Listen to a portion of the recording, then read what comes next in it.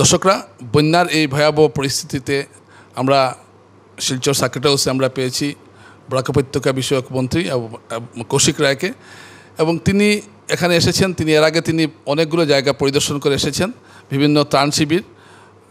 যে জায়গাটা সবচেয়ে বিপজ্জনক সেই বেরেঙ্গা নাথপাড়ার বাঁধ, বাংলোঘাট, এইসব জায়গা তিনি পরিদর্শন করে এসেছেন। এবং আমরা লক্ষ্য করেছি যে তিনি দায়িত্ব নেওয়ার পর শিলচরের যে আমরা দেখলাম যে একটা বন্যার পরিস্থিতি সৃষ্টি হয়েছিল, সেটা অনেকটাই তার সময়োচিত হস্তক্ষেপে এটা দূর হয়, যেটা আমরা লক্ষ্য করেছি বা অনেকেই লক্ষ্য করেছেন। তো এই সমস্ত বিষয়কে সামনে রেখে আমরা তার কাছে জানতে চাইব যে এই যে বন্যা যে পরিস্থিতিটা তৈরি হলো, এটাকে আপনারা কীভাবে সামাল দিচ্ছেন?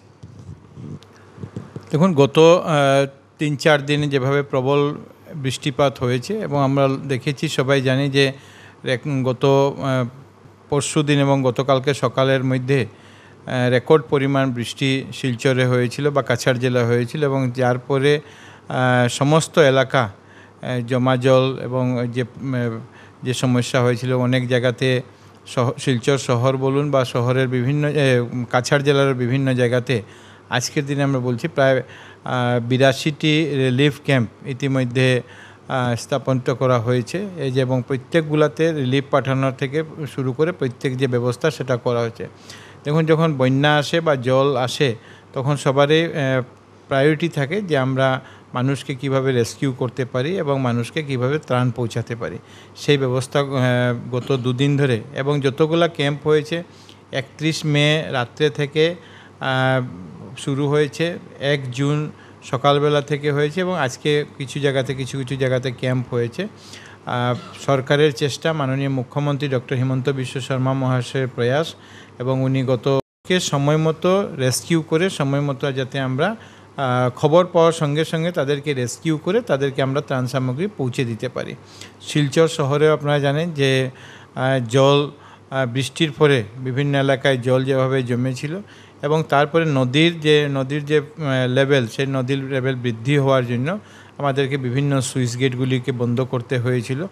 আর একটা সমস্যা হয়েছিল যে জলগুলি, শহরের ভিতরে যে জলগুলি আছে সেই জলগুলিকে কিভাবে বের করে দেওয়া হয়, সেটা প্রয়াস আরম্ভ হয়েছে। বিভিন্ন জায়গাতে পাম্প বসানো থেকে শুরু করে বিভিন্ন প্রয়াস হয়েছে, এবং আমরা আশা করছি যে বৃষ্টিও গত 24 ঘন্টায় বৃষ্টিও প্রায় কমেছে, আগের তুলনায় অনেক অংশে কমেছে। যদি একটু হচ্ছে জল যেভাবে বাড়ছিল সেই জলও বাড়া কমেছে। এখন আমরা দেখছি 1 সেন্টিমিটার 2 সেন্টিমিটার করে বাড়ছে, কিন্তু গতকালকে আমরা দেখেছি যে 20 সেন্টিমিটার 22 সেন্টিমিটার 41 সেন্টিমিটার পর্যন্ত ঘন্টায় জল বেড়েছিল। আমরা আশা করছি যে আজকের দিনে পরিস্থিতি নিয়ন্ত্রণে আছে, আর আমরা এখান থেকে শিলচর শহরের মানুষ হোক বা কাছাড় জেলার মানুষ হোক, আমরা সবাই প্রশাসনের সহযোগিতায়, জনগণের সহযোগিতায় এবং সরকারেরও তৎপরতায় আমরা এখান থেকে হয়তো যে সমস্যা সেখান থেকে আমরা এগিয়ে আসতে পারবো। বিশেষ করে মানে আপনি ব্যক্তিগতভাবে হোক বা দলগতভাবে হোক বা সরকারগতভাবেই হোক কি পদক্ষেপ নিয়েছিলেন? বিশেষ কোনো পদক্ষেপ কি নিয়েছিলেন? দেখুন, জমা জল, যেটা আমি আগে বলেছি যে প্রবল বৃষ্টিপাত, আর এই বৃষ্টিপাতে শুধু শিলচর শহর নয়, বিভিন্ন শহরে যেভাবে আমরা দেখেছি, যেভাবে বৃষ্টি হয়েছে, যতটুকু আমরা জানি যে 415 মিলিমিটার বৃষ্টি একদিনে 24 ঘন্টার মধ্যে হয়েছিল, যেটা একটা রেকর্ড। এর পরবর্তীতে বিভিন্ন এলাকা আমরা দেখেছি যে সোনাই রোডের এলাকা বলুন, পাবলিক স্কুল রোডের এলাকা বলুন, লিঙ্ক রোডের এলাকা বিভিন্ন, এবং আমাদের বিবেকানন্দ রোড থেকে শুরু করে তপোবন নগর, এই যে এলাকা ছিল, এর সঙ্গে আরও কিছু এলাকা, মালুগ্রাম এলাকা, যেখানে জমা জল এসে, মালুগ্রাম এলাকায় প্রথম দিন থেকেই 31 তারিখ বিকাল থেকেই সেই এলাকাগুলিতে যে পাম্প আছে সেই পাম্পগুলোকে লাগানো হয়েছিল। আজকেও অতিরিক্ত পাম্প সেই এলাকায় লাগানো হয়েছে, এবং বাংলাঘাটেও আমরা পাম্প লাগানোর ব্যবস্থা গতকালকে থেকে শুরু হয়েছে। শহরে আরও কিছু এলাকাতে পাম্প লাগানোর চেষ্টা গতকালকে হয়েছিল, কিন্তু সম্পূর্ণ হয়নি, এবং আজকের দিনেও আরও নতুন এলাকায় পাম্প লাগিয়ে যাতে জলটা তাড়াতাড়ি নিষ্কাশিত করে মানুষকে যাতে এই দুর্ভোগ থেকে মুক্তি দেওয়া যায় সেই চেষ্টা আমরা করেছি, এবং কিছু অংশে এটাতে মানুষ মুক্তিও পেয়েছে। এই বন্যাটা শেষ হওয়ার, যেমন শিলচর শহরের সমস্ত জল যায় রাঙ্গিরখাল দিয়ে, অথচ আমরা দেখলাম রাঙ্গিখালকে ঠিকমতো খনন করা হয়নি বা পরিষ্কার করা হয়নি, এবং কিছু কিছু লোকেরও দোষ আছে, আবর্জনা ফেলেন। তো তো এই সমস্যার মানে এটা হওয়ার পর কি ধরুন একটু জল নামার পর কি আপনারা কি রাঙ্গিরখাল সংস্কারে কি আপনারা মনোযোগী হবেন, নাকি এটা এরকমই থেকে যাবে, আবার এক শীতের অপেক্ষা করবো, আবার সামনের বছর এই এক রাঙ্গিরখাল শুনে আসছি আমরা 15 বছর থেকে। এই সমস্যাটা কি আপনি সমাধান করতে পারেন না? আপনি একজন করিতকর্মা মন্ত্রী হিসাবে সুপরিচিত।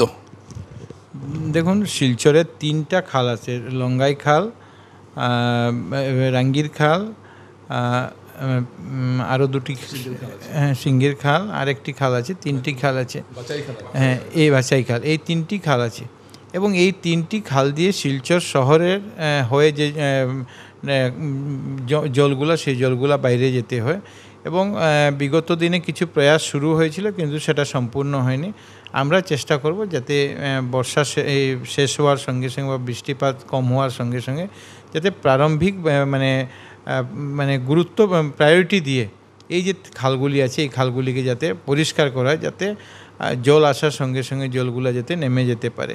কিছু কিছু জায়গাতে ব্লকেড আছে, কিছু কিছু জায়গাতে আবর্জনাও আছে, কিন্তু যেহেতু সরকারের দায়িত্ব এটা যে আমরা এইগুলোকে পরিষ্কার করা, আমি এই দায়িত্ব এড়িয়ে যেতে পারি না। এই জন্য এই দায়িত্বগুলোকে হ্যাঁ নিশ্চয়ই এটা নিতে হবে, কারণ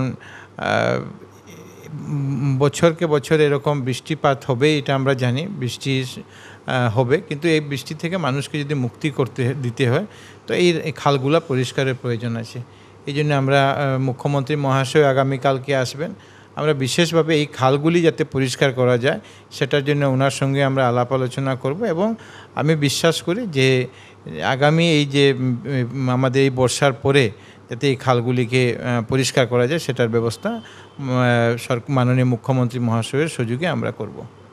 আপনার শেষ প্রশ্নটা করছি, সময় আপনার একটু বেশি নিয়ে নিচ্ছি, আমরা পেয়েছি, প্রশ্নটা করার লুপ সামলাতে পারছি না।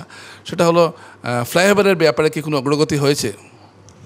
ফ্লাইওভারের ব্যাপারে ইতিমধ্যে আগে আপনারা জানেন যে যখন আমরা মাননীয় মুখ্যমন্ত্রী এসেছিলেন এখানে অগাস্ট মাসে, তখন এটার জন্য একটা রূপরেখা তৈরি করা হয়েছিল, একজন কনসালটেন্সিকে দেওয়া হয়েছে যে শিলচর শহরে ফ্লাইওভারের পসিবিলিটি আছে কিনা, এখানে করার মতো ব্যবস্থা আছে কিনা, সেটা একটা সার্ভে হয়েছিল যেটা, এবং তারা যে রিপোর্ট দিয়েছিলেন সেই রিপোর্টের ভিত্তিতে আসাম সরকার বাজেটে এটার জন্য 700 কোটি টাকা ধার্য করেছিলেন।